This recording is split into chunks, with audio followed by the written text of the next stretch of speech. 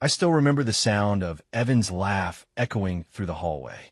That familiar, easy-going chuckle that used to make me feel like everything in the world was right. That morning, I even smiled hearing it as I came home early from work, an unexpected half-day gifted by my boss. I had planned to surprise Rachel with lunch, maybe rekindle some of the closeness we'd lost over the past few months. Instead, I ended up surprising myself in the worst way imaginable. The first sign was the silence that followed the laughter, a sharp contrast, like a door slamming shut in the middle of a sunny day. I paused in the foyer, one hand still on the door handle, the other clutching a paper bag from the Italian deli she loved. It felt too quiet. No TV, no footsteps. No, "Hey babe, you're home early." Something in my gut twisted. I wish I could say I didn't know what was coming. But the truth? Some part of me had known for weeks. Rachel had been different. The way she'd pull away during our kisses. The mysterious texts she claimed were from her yoga group. The way she had started locking her phone, a habit she'd never had before. But I convinced myself it was just stress. Marriage was hard sometimes, right? I set the bag down on the console table, moving through the house slowly, quietly. The living room was empty. So was the kitchen. But our bedroom door was shut. Not locked, just shut. And from behind it, the faintest sound of a moan. My heart dropped. I opened the door. I wish I hadn't. God, I wish I hadn't. There they were. Rachel, my wife of 7 years, on top of my best friend, Evan. Her head was thrown back, eyes closed, mouth parted in that breathless moan I hadn't heard from her in over a year. Her nails dug into his chest. Their bodies moved together with a rhythm that shattered something inside me. I didn't say a word. They didn't see me at first. It wasn't until Evan shifted slightly and caught my reflection in the mirror that everything stopped. Rachel's scream pierced the air, shrill and panicked. She scrambled off him, grabbing at the sheets, stammering my name like it would undo the betrayal I'd just witnessed. Evan froze, eyes wide, pale, a deer in headlights, except the car had already hit him. Sam, fuck, man, I didn't mean for this to happen.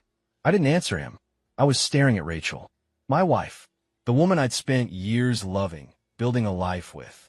Her cheeks were flushed with shame, but I couldn't tell if it was because she got caught or because she finally had to face me. "I can explain," she said. Her voice cracked. "It wasn't supposed to be like this." "What part?" I asked, my voice quiet. Too quiet. "The part where you were fucking my best friend? Or the part where you planned to do it in our bed?" She flinched. "It just happened. That cliché. That goddamn cliché." I laughed. I actually laughed. A cold, bitter sound that didn't feel like it came from me. "You said you were going to your sister's this morning," I said, staring at her. "You kissed me goodbye and told me you loved me." "I do love you," she whispered, eyes full of tears. I turned to Evan. "And you? What's your excuse?" Evan ran a hand through his hair. "I didn't plan this, Sam. I swear. One night after drinks, it just happened, and we didn't know how to stop it. Fuck, man, I didn't want to hurt you. But you did it anyway," I snapped. "You could have come to me. You could have said something before it got this far." He didn't reply. Couldn't. The silence stretched. Rachel was crying now, clutching the sheet to her chest, trying to cover herself as if modesty mattered at this point. I walked out, not because I couldn't take it anymore, but because I had nothing else to say, nothing that would change what I'd seen, nothing that would make it hurt any less. The moment the door shut behind me, the weight of it all hit me like a goddamn freight train. My knees buckled.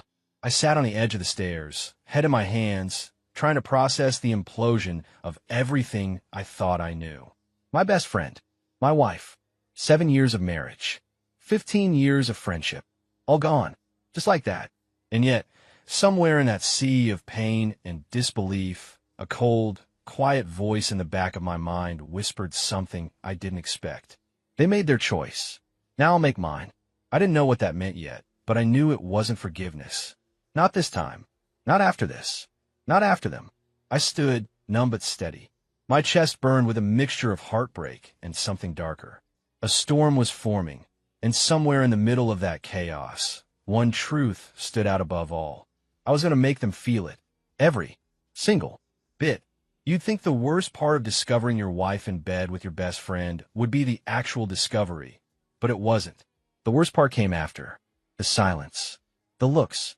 The empty space in the bed next to me that used to smell like her vanilla shampoo. The ache in my chest when I reached for someone who wasn't reaching back. I didn't move out. Not yet. Rachel started sleeping in the guest room after that night, and Evan? I hadn't seen or spoken to him since, which suited me fine. My head was a mess. I couldn't focus at work, couldn't eat. Nights were the worst. Every time I closed my eyes, I saw them together. I'd built a life with Rachel, trusted Evan with my secrets, my struggles, my victories. And they used that trust to fuck each other behind my back. There's a unique kind of pain in betrayal. It's sharp and slow all at once, like being cut with a blade made of ice. But somewhere in that coldness, a spark flickered. Revenge wasn't my first instinct. It never had been. But grief has layers, and anger is one of them. And once I started peeling everything back, the idea took hold. Not just any revenge. Not petty words or some drunken scene. No, I wanted precision. I wanted to hit Evan somewhere he'd actually feel it. That's when I thought of her. Brooke, Evan's little sister. God, Brooke. She was the kind of woman who walked into a room and made it warmer. Tall, wild auburn hair, always pulled back in some casual braid or bun like she couldn't be bothered with the extra effort. Full lips, eyes the color of wet cedar, and a laugh that sounded like summer. I'd always liked her, but from a distance. Respectfully. She was Evan's sister, after all. But now the rules had changed. It started with a message. Hey, Brooke. Long time. Want to grab coffee sometime soon? Been meaning to catch up. Let me know. I kept it casual. Innocent. Friendly. She replied 10 minutes later. Sam. Wow, hey. Yeah, I'd love to catch up. Been way too long. You free this weekend? Just like that, the wheels were in motion. I met her on Saturday at this indie coffee shop near downtown. She was already seated at a table by the window, a black latte in front of her and a book half-read in her hands. She looked up and grinned when she saw me. Hey, stranger, she said, standing for a hug. When our bodies touched, something electric passed between us. It wasn't just old friends reconnecting. There was heat, unspoken curiosity, maybe even tension that had lingered for years and never found a place to land. I pulled back just a little slower than I should have. You look good, Sam, she said, smiling. Different, though. Little tired. Everything okay? I gave a small shrug. Long week. Life stuff. She nodded, eyes soft with genuine concern. Want to talk about it? Not yet. We talked for an hour. About books, movies, the job I hated, the job she loved. She told me she'd finally started her own photography business. Travel portraits, weddings, even boudoir shoots. The mention of that lit something in me I hadn't felt in weeks. Not lust exactly. Something deeper. Interest. Fascination. A pull. I didn't mention Rachel. Or Evan. Not during that first coffee. I wasn't ready. Not because I was lying, but because I didn't know what I was doing yet. But the moment I saw her eyes light up when she spoke about Iceland, or how she blushed just slightly when she laughed too hard at one of my stories, yeah, I knew then. This wasn't just about revenge anymore. Still, the seed had been planted. Evan's betrayal left a crater, and Brooke was the first person to make me feel like I wasn't buried inside it. The thought of him finding out? That was just the icing. Hey, she said as we walked toward the parking lot after coffee. We should do this again. Dinner, maybe? I like that, I said, watching the sunlight hit her cheekbones just right. She smiled, her hand brushing my arm before we parted. I'll text you. As I watched her walk away, her jeans hugging her hips, the sway in her step unintentional but hypnotic, a thought crossed my mind. What if this wasn't just a plan anymore? What if this was a beginning? I got in my car, heart thudding like it hadn't in weeks, not from pain this time, but from anticipation. Brooke had always been off limits, untouchable, but now she was orbiting closer, and I wasn't sure if I wanted her because of what Evan did, or in spite of it. Either way, the game had changed, and I was just getting started. Brooke picked the place this time, a low-key bar tucked between a florist and a yoga studio downtown. Charming in the way only something curated and a little messy could be. The walls were exposed brick, the lighting dim enough to feel intimate, and the air smelled like cedarwood, whiskey, and orange peel. There was a jazz band in the corner playing a smoky instrumental version of Ain't No Sunshine, and I'd be lying if I said it didn't match the mood humming under my skin. She was already there when I arrived, sitting in a booth near the back, her hair down tonight, cascading over her shoulders in loose curls that caught the candlelight. She was sipping something amber, swirling it absently as she scanned the room. Her lips parted into a slow smile when she saw me. Goddamn, she looked good. Hey, stranger, she said, sliding over to give me room. Hey yourself. I ordered a bourbon, neat, and tried to keep my eyes from wandering the line of her throat down to the soft dip of cleavage visible beneath her emerald green blouse. She wasn't trying to be sexy. Brooke never had a try. She just was. And now that the old rules no longer applied, I was noticing all the things I used to push away. How's life? She asked, raising a brow. A loaded question if I'd ever heard one. Complicated. She tilted her glass toward me. Aren't we all? We talked for a while, easier this time. The conversation flowed with more laughter, more comfort, like we'd clicked into some familiar rhythm. She told me about a nightmare client from her last wedding shoot, and I found myself laughing, really laughing, for the first time in what felt like forever. She leaned in when she told stories, touching my arm when she made a point, and every brush of her fingers was like a match strike across my skin. There was a lull, then, and she looked at me, really looked. So, Sam, why now? I blinked. What do you mean? I mean, she said slowly, swirling her drink again. You've known me for what, decade? We've always gotten along, sure, but this sudden effort to hang out, to connect, what changed? I hesitated. My pulse ticked faster. Should I lie? Should I tell her the truth? That I saw her as a way to get even with her brother?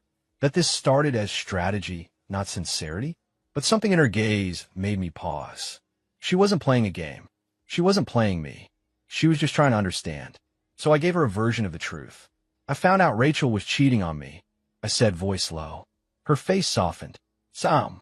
Shit. I'm so sorry. With Evan, I added. The air left her in a sharp breath. She stared at me, stunned. Wait, my Evan. I nodded. Her mouth moved like she wanted to say something, but no words came. Her hand reached out, touched mine on the table. Not flirtatious, just human. Soft and steady. Jesus, she said, blinking fast. I don't even know what to say. You don't have to say anything, I replied. I'm still processing it myself.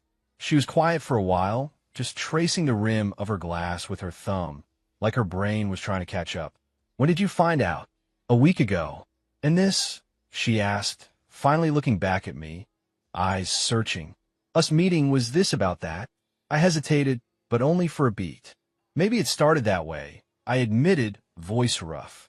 But it doesn't feel like that anymore. She looked at me for a long time. Then she exhaled through her nose, slow and shaky.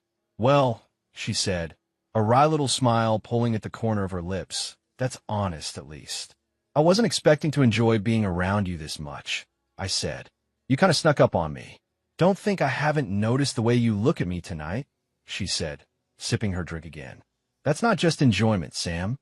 I met her gaze, and this time I didn't look away. You're right. The moment stretched between us. The air grew thick with something neither of us named, but both of us felt.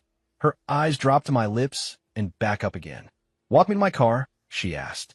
Yeah, I said, my voice a little too deep. Outside, the city buzzed quietly, streetlights painting silver outlines on the sidewalk. We walked slowly, close but not touching, and when we reached her car, she turned toward me, keys dangling between her fingers. I wasn't sure what tonight would be, she said. Neither was I. She stepped closer, not invading, inviting. I don't do casual, she said. Not well, anyway. Neither do I. Her hand touched my chest. My heart thudded beneath it. You don't have to prove anything, Sam. Not to me. Not to them. I'm not trying to. Her fingers curled in my shirt. Then kiss me like you mean it. And I did. It wasn't angry. It wasn't desperate. It was slow, aching, full of heat and confusion and all the tension we'd ignored for years. Her mouth opened beneath mine, her body melting against me, and everything else, the pain, the betrayal, the plan, burned away.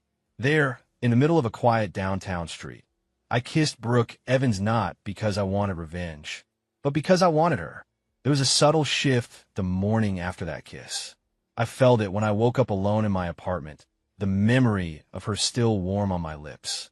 I hadn't brought her home, not because I didn't want to, but because neither of us wanted to cross a line we couldn't uncross. Not yet. The kiss was a fuse, lit and sparking. We were just waiting to see where the explosion would land. I didn't hear from Brooke for 2 days. I didn't reach out either. Part of me wanted to text her, to call, to ask her if she'd felt what I felt. But another part of me, the part still tethered to the wreckage of my marriage and friendship, was too scared to confront what it might mean if she had. She messaged me on the 3rd day, still thinking about Friday night. Can we talk? So we met. Neutral ground again, this time at a quiet park on the edge of the city. The air smelled like damp grass and spring, and we sat on an old wooden bench beneath a towering elm tree. The sun flickered through the leaves like it was undecided about showing up fully. She was already waiting when I arrived, hands wrapped around a coffee cup, her hair pulled back in a ponytail. No makeup this time. Just Brooke, raw and beautiful and, if I'm being honest, slightly nervous. "Thanks for meeting me," she said, offering a small smile. I wanted to.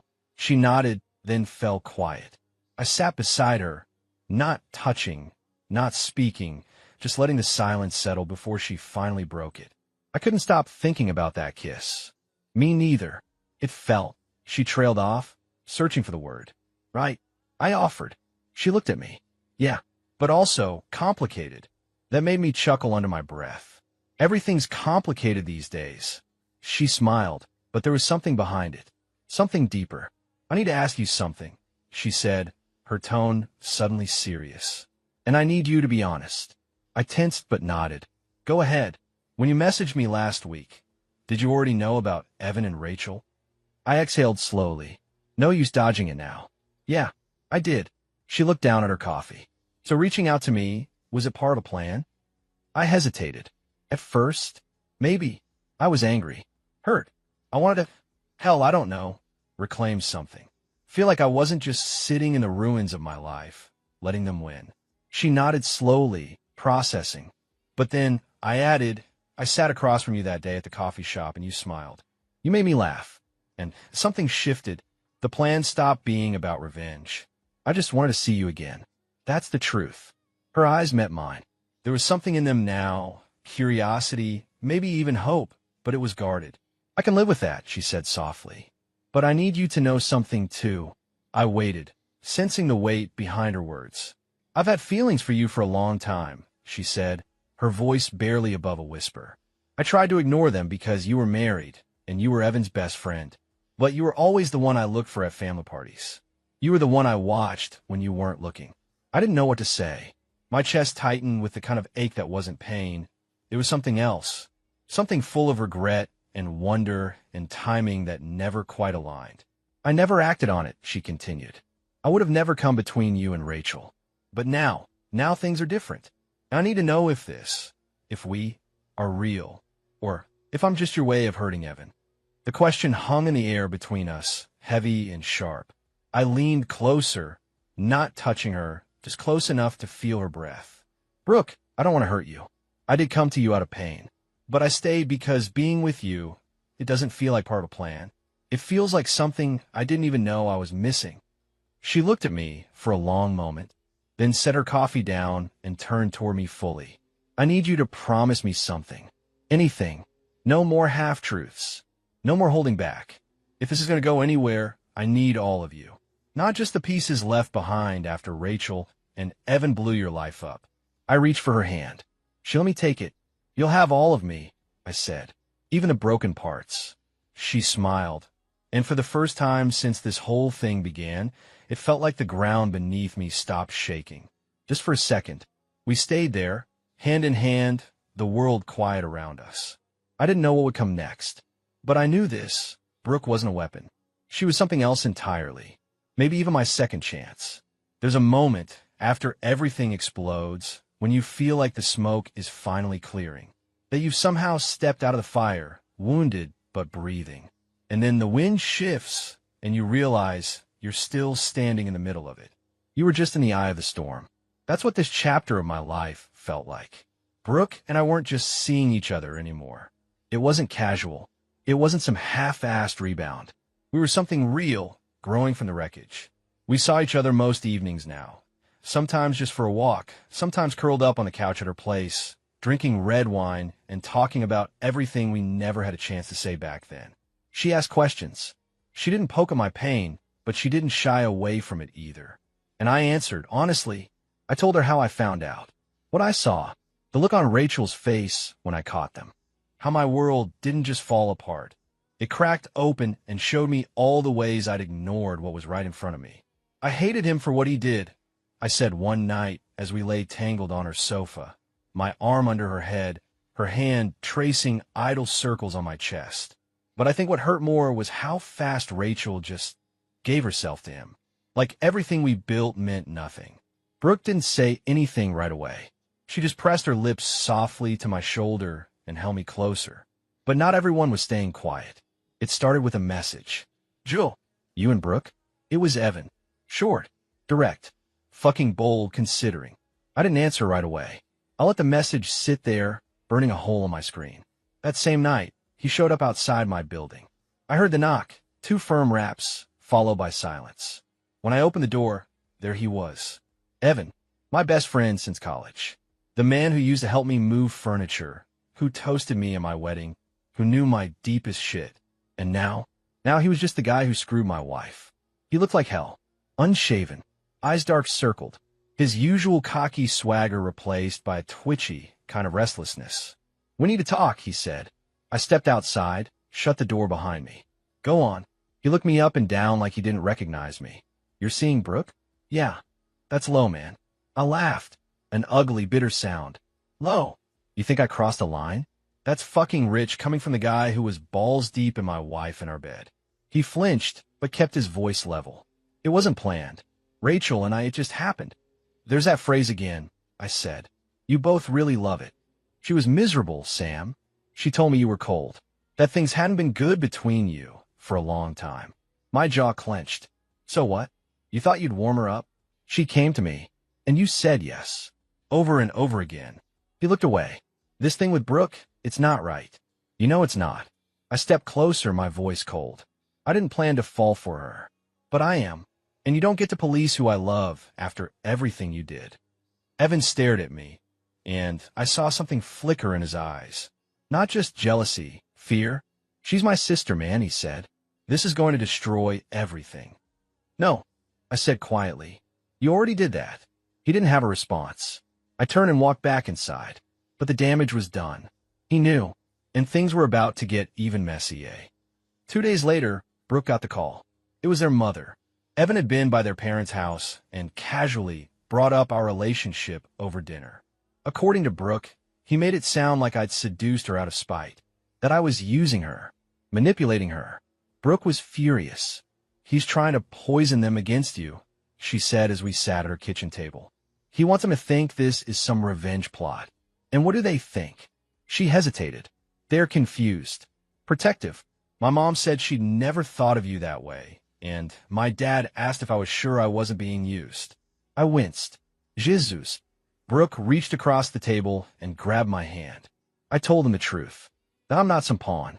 That I love being with you. And that Evan has no place trying to dictate who I choose. That word stuck in my head. Love. She'd said it softly, naturally.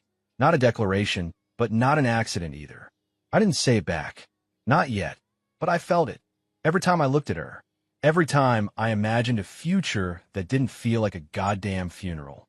Later that night, as we lay in her bed, her skin bare and pressed against mine, she whispered into the dark, "If I have to choose between them and you, I'll choose you." I wrapped my arms around her and kissed her forehead. I didn't have the words yet, but I would. I just needed time. Because this thing with Brooke, it wasn't just healing. It was home. Brooke didn't speak to Evan for a week after that dinner. She said she needed space from his manipulation, and I supported her, silently thankful he was finally out of our orbit, even if just for a while. Things between us had only grown stronger in that time. It wasn't just sex, though there was plenty of that. Long, slow nights tangled in sheets, skin on skin, breathless laughter between kisses. It was the way we started learning each other's routines, falling into each other's lives like it was the most natural thing in the world. I found myself reaching for her hand in public without thinking. She'd cooked dinner for the both of us on Wednesday nights. I'd surprise her with morning coffee before her shoots. There were mornings she'd be getting dressed. Nothing but a t-shirt and those soft black panties she loved, and I'd catch myself just watching her in the mirror, wondering how the hell I got so lucky after being burned so badly. But the silence couldn't last forever. It was a Friday night when everything cracked wide open. I was at Brooke's place. We just finished eating Thai food on the couch, and she was nestled into my side, her fingers idly drawing lines along my forearm. That's when she asked, "Why didn't you tell me sooner?" I looked down at her. "Tell you what, the whole story, about what happened that night with Rachel and Evan. How you found out. What exactly you saw." I hesitated, the memory hitting me like a steel door to the chest. "I didn't want you to picture it, but I already do," she said softly. "And I want to know what you've been carrying. I want to understand." So I told her. Everything. The moment I walked in. The sound of her moaning. The way Evan's back was arched between Rachel's legs. The frozen shock on their faces when they saw me. Rachel's pathetic excuses. Evan's cowardly silence. By the time I was done, Brooke's face was pale. Her body had gone stiff. "He did that to you?" she whispered, voice trembling. "My brother?" "Yeah." She stood up, wrapped her arms around herself, pacing the small space between the kitchen and the couch. "I thought I was angry before," she said. "But that's fucking evil. It wasn't just a mistake. It was a betrayal that left scars." I watched her from the couch, unsure of what to say. Part of me was scared I'd said too much, that maybe I'd shattered whatever comfort she'd found in distancing Evan's actions from who he really was. Then she turned, eyes on fire, and he tried to make me feel guilty, like I was doing something wrong by being with you. Her voice cracked on the last word. I stood and crossed the room to her. "Hey, this isn't on you. None of it is. He made his choices. So did Rachel. We're just living in the aftermath." Brooke shook her head, tears threatening behind her eyes. "I need to talk to him. Really talk to him." "You sure?" She nodded. "He needs to hear this from me, and I need to say it." The confrontation happened 2 days later. Brooke met him at their parents' house. "Neutral ground," she said. I didn't go. She asked for space, and I respected that, but I was on edge all day, stomach tight with anxiety, imagining how the conversation might go. Part of me feared she'd walk in, see her brother's broken expression, and forgive him. Maybe even walk away from us to keep the peace. But that night, when she walked into my apartment, I knew immediately she hadn't chosen him. She closed the door behind her, her body tight with tension. She dropped her keys on the counter and stood there for a long beat before finally speaking. I told him everything, and she looked up at me. He tried to play the victim at first. Said you and Rachel were falling apart anyway. That she told him you didn't love her anymore. That it just happened. I clenched my jaw. Of course he did. Brooke crossed the room and stood in front of me, her eyes hard. I told him that wasn't an excuse. That she was still your wife, and he was still your best friend. I told him I saw what it did to you, Sam. I told him I felt it. She took my hand, and I told him I love you. That stopped everything in me. I blinked at her, my chest tightening. "You what?" "I love you," she said, her voice quieter now. "And it's not revenge. It's not a rebound. It's real, Sam. It's scary as hell, but it's real." I let out a breath I hadn't realized I was holding. "I love you too," I said. We stood there, holding on to each other like we were anchoring ourselves to something solid in a world that had been nothing but unstable for months. But I could still feel the tension radiating off her. "What else happened?" I asked gently. Brooke looked down. I told him I was done. Done. With him. With Rachel. With pretending this family isn't full of cracks and rot and bullshit. I told him I can't have people in my life who destroy others and call it love. It hit me hard. The weight of what she'd sacrificed. Evan wasn't just her brother. He was her childhood, her family history, someone she'd leaned on for years. And now, she'd chosen me instead. "Are you okay?" I asked. She nodded. "Not really, but I will be." We spent the rest of the night in bed, not rushing anything. Just slow touches. gentle movements, quiet, whispered affirmations between kisses. It wasn't about sex, not this time. It was about closeness, healing, truth. The lines between us were no longer blurry. But the lines between us and the rest of the world, they were about to be tested like never before. It was a Sunday morning, one of those gray, indecisive days where the sky can't decide whether it wants to cry or clear. Brooke was still asleep beside me, her leg draped over mine, her hair a mess of auburn waves across the pillow. I lay there for a while, watching the rise and fall of her back, feeling the way her body instinctively curled toward mine even in sleep. It was peace, real peace, the kind that makes you forget what war feels like. Until Rachel texted, "We need to talk. I'm outside." My heart stopped for a second. I carefully slid out of bed, trying not to wake Brooke, and padded into the kitchen, phone in hand. I looked out the window, and there she was, Rachel, standing on the sidewalk with her arms crossed, hair pulled into a tight bun, wearing a hoodie I recognized as one of mine. She looked smaller than I remembered. Maybe she was smaller, or maybe I'd just grown too much to see her the same way anymore. I opened the door. She looked up at me. Her eyes were tired, ringed in dark circles. "Hey," she said quietly. "Rachel," I said flat. "Can we talk?" I hesitated, then stepped aside. She walked in, glancing around the apartment. Her eyes caught sight of a pair of Brooks sneakers by the door. Her jaw tightened. "She's here. She lives here now," I said. Rachel turned slowly to face me. That was fast. I folded my arms. Was it, or did you just not notice how slow we were falling apart for the last year? She winced. "I deserve that." "Yeah," I said. "You do." She sighed, then sat at the edge of the couch, like she was afraid it might collapse under her. "Look, I'm not here to fight. I'm here because I made a mistake. A huge one. And I've been waking up every day trying to figure out how the hell I got so far from the person I used to be." I said nothing. She looked up at me, her eyes glassy. "I left Evan weeks ago. I didn't tell you because I didn't think it mattered. But it does, doesn't it? You think leaving him makes this better?" "I think it shows I wasn't choosing him over you," she said quickly. "I was broken, Sam. You and I were broken. And instead of fixing it, I fucked it up worse. But I still love you. I still think we could fix this. Start over." I didn't respond right away. I just stared at her, trying to locate even a trace of the woman I'd once married. But all I saw was a memory. Something once bright, now dulled and faded. "I'm in love with Brooke," I said simply. She blinked like I'd slapped her. "You're not serious." "I am.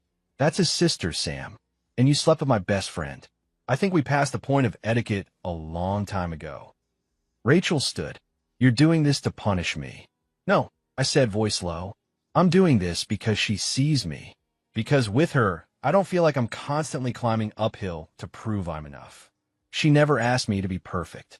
She just wanted me." There was a long silence. Rachel's face crumpled slightly, and for the first time, she didn't look angry. She just looked sad. "I miss us," she whispered. "I miss who we used to be, but we're not them anymore." Just then, I heard the soft creak of the bedroom door. "Brooke." She stepped out, wearing one of my t-shirts, her expression unreadable. She froze when she saw Rachel standing in the living room. Rachel turned slowly, and for a moment, no one spoke. "Oh," Rachel said. "Well, that explains a lot." Brooke folded her arms across her chest, her jaw clenched. "Didn't realize we were expecting company." "I didn't come to start a fight," Rachel said, lifting her chin. "I came to talk to my husband." "Ex-husband," Brooke said. "Not yet." The tension in the room was electric. Rachel and Brooke, mirror opposites, locked in a silent battle that had nothing to do with words. Rachel looked polished but hollow. Brooke looked raw, real, and grounded. "You should go," Brooke said softly. Rachel looked at me, waiting, maybe even hoping. I didn't say a word. Eventually, she got the message. She walked to the door slowly. Before she stepped out, she turned back one last time. "Just remember who was there when you built this life." And then she was gone. Brooke let out a shaky breath and leaned against the wall. I crossed the room and wrapped my arms around her. "She's still in love with you," she murmured. "It doesn't matter." "It kind of does." I pulled back just enough to meet her eyes. "You overheard that whole thing?" She nodded. Every word. I was going to tell you. She just showed up. Brooke held up a hand. You don't owe me an apology for her showing up. But if I'm going to be in this with you, I need to know where your heart actually is.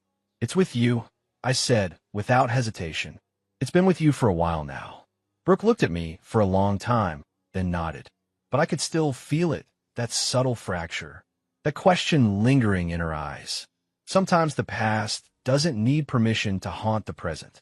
And sometimes love isn't enough to silence every echo. The fallout from Rachel's visit didn't erupt right away. At first, things between Brooke and me returned to something close to normal, at least on the surface. We still had our quiet mornings, our whispered laughter over takeout, our slow, consuming nights wrapped up in sheets and each other. But something subtle had shifted. Brooke didn't say it, but I could feel her pulling back, just a few inches but enough to notice. When she kissed me, there was a pause, like her heart was waiting to see if mine would hesitate. And when I told her I loved her, she'd still say it back, but sometimes her eyes would flick away a beat too soon. That rift widened the day Evan showed up. It was a Thursday afternoon.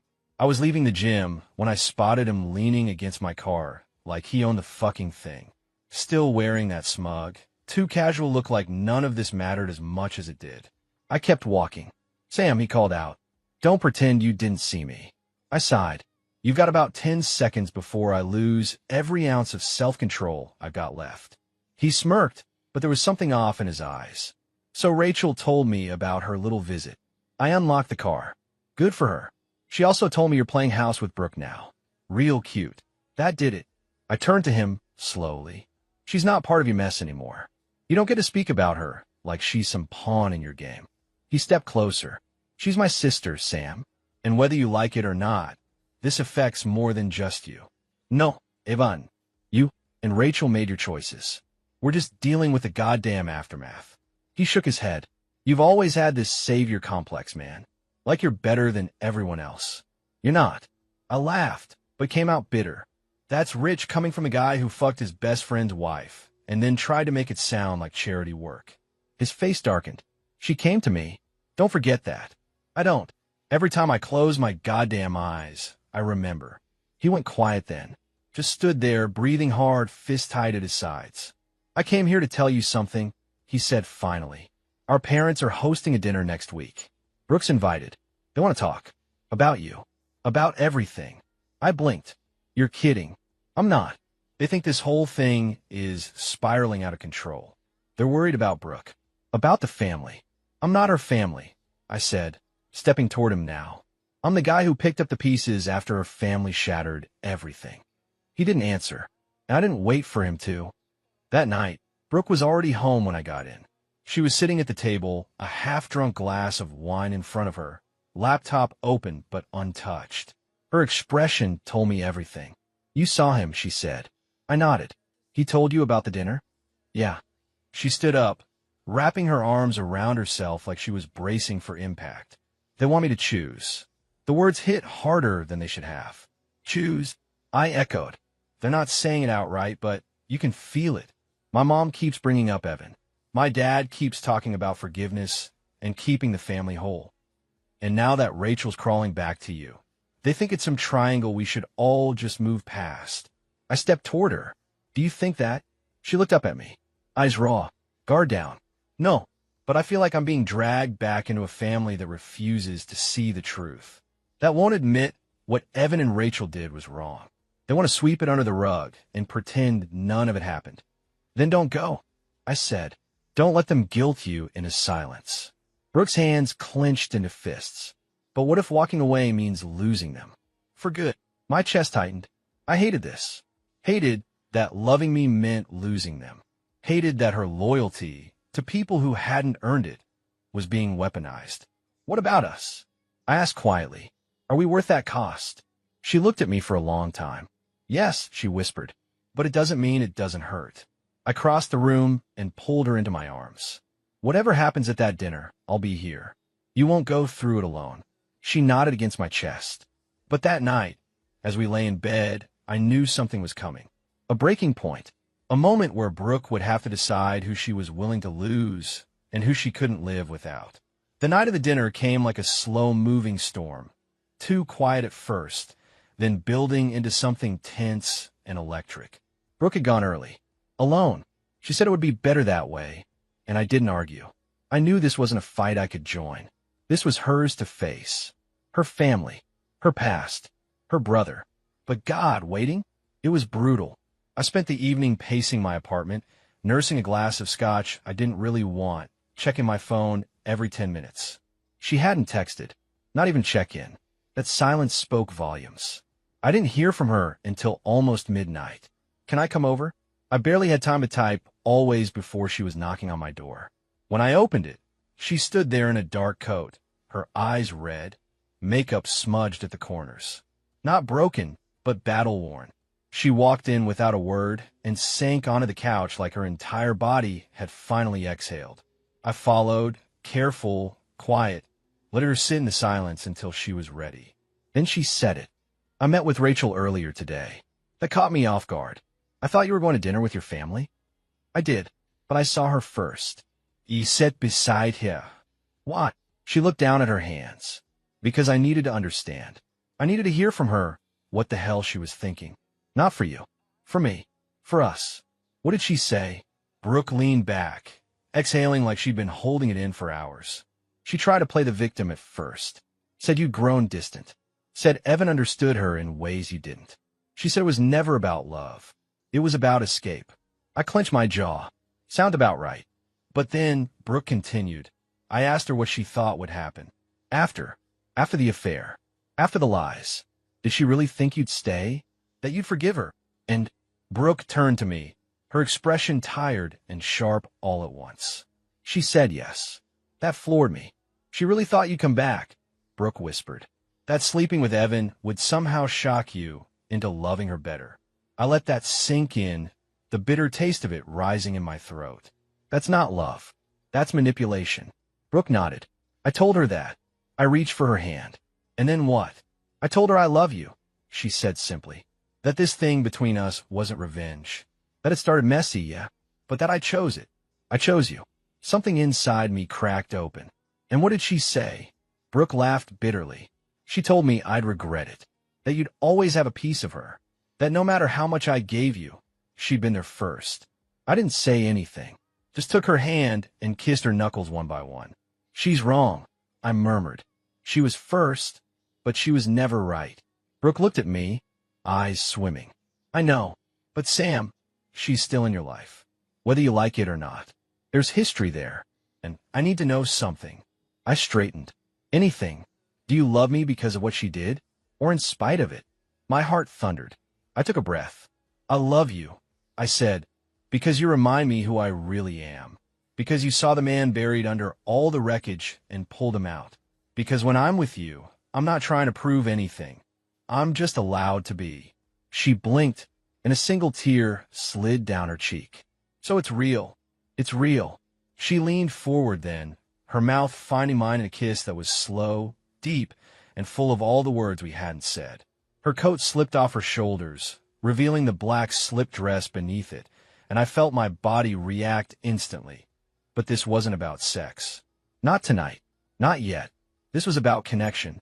She pulled away just enough to whisper, I'm done choosing between you and them. I already made my choice. Yeah. I whisper back. I want you. All of you. No matter what it costs. I kissed her again, harder this time. I could feel her body melting into mine, the tension dissolving between every touch, every sigh. We didn't need the bedroom. We barely made it to the couch. We moved like people finally free of everything heavy, finally ready to feel without fear. After, we lay tangled in the half-light, her head resting on my chest, my fingers tracing the line of her spine. Your parents? I asked quietly. They weren't thrilled, she said, but I told them the truth. About what Evan did. About how he tried to twist everything. I told them I wasn't going to let guilt or blood dictate who I love. And Evan, her voice went flat. I told him I didn't recognize him anymore. That the brother I knew would have confessed, would have apologized, not tried to twist the knife deeper. I swallowed hard. Do you think he'll ever admit it? No, she said, but that's not my burden to carry. We lay there in silence for a while, the weight of the night slowly lifting. "I'm proud of you," I said. She looked up at me. "Why?" "For choosing truth, even when it hurt." Brooke smiled, soft and sad. "It's easier to face the truth when someone's standing next to you." And I knew then, with certainty, that whatever came next, we were ready. Together. Some endings don't come with slammed doors or screaming matches. Sometimes they just fade, quietly, like a storm passing in the middle of the night. You wake up the next morning, the ground's still damp, the air's still heavy, but it's over. You survived. That's what the weeks after Brooke's confrontation felt like. The wreckage of what Rachel and Evan did still lingered, like soot clinging to everything. But there was no going back. The people we had been, the husband, the wife, the best friend, the loyal sister, they didn't exist anymore. And in their place, something new, something earned. Brooke and I moved in together not long after. Not because we needed to prove anything, but because being apart started to feel unnatural. She kept her photography studio downtown, and I started working part-time as a consultant, finally stepping back from the soul-draining corporate job that had made me numb for too long. We built a new routine, one that wasn't about appearances or perfection, but about us. Real, messy, beautiful. One sunny Saturday, we went to a small farmer's market just outside the city. Hand in hand, coffee in the other. We were laughing about something stupid. I think I made some smart-ass comment about artisanal pickles, and we turned a corner and ran right into Rachel. She froze. I did too. Brooke's grip tightened in mine, and I felt her body instinctively shift, not away, but closer. Rachel looked different. Tired, yes, but calmer, less performative. The girl who used to wear designer boots to brunch was now in jeans and a worn denim jacket, her hair pulled into a loose braid. "Sam," she said. "Rachel." Her eyes flicked to Brooke, then down to our joined hands. There was a pause, a long one. Then she spoke again. "I wanted to say, I'm sorry. For everything. For lying. For hurting you. For blaming you when it was really about me. I was lost, and I used you both to feel wanted again." I blinked. The words hit with the weight of years behind them. Brooke said nothing, but she didn't let go of my hand. Rachel looked between us. "I don't expect forgiveness. I don't even know if I deserve it. But I am trying to be better. I've been seeing someone. A therapist. Not a man," she added with a tired laugh. "Just someone who actually listens. Who makes me look at myself." I nodded slowly. "That's good, Rachel." She smiled, small, sad, but genuine. "You look happy. Both of you." Brooke met her eyes. "We are." Rachel stepped back. "Take care of each other." "We will," I said. And then she walked away. We stood there in silence for a moment, the weight of her words settling between us. "You okay?" Brooke asked. I turned to her. "Yeah, I think I finally am." And I meant it. We spent the rest of the day wandering through stalls, sampling honey and browsing handmade candles. But that encounter stayed with me. Not because I still felt anything for Rachel. Whatever love I had for her had died in our bedroom, the night I walked in and found her wrapped around someone else, but because her apology marked something final. A closing chapter. That night, as we lay in bed, tangled up in soft cotton sheets and warm limbs, I kissed Brooke's shoulder and whispered into her skin, "You changed everything for me." She turned, brushing my cheek with her fingers. "You let yourself be changed. I never thought I'd love someone again. Not like this." She smiled, soft and sleepy. "I did." I raised an eyebrow. "You knew." "I hoped," she whispered. "But I knew the moment you stopped using me as a reason to stay angry." That was the thing about revenge. It's satisfying briefly, but it doesn't heal. It doesn't build. What Brooke and I had started with pain, but what we built after that was honest. Grounded. Full of laughter, late-night drives, and little inside jokes that only made sense to us. We never rushed into anything again. No grand declarations. No performative perfection. Just a quiet, daily promise. I see you. I choose you. And as the months passed, the noise faded. Evan moved out of state. Rachel rebuilt her life in quiet ways. And Brooke and I, we started ours.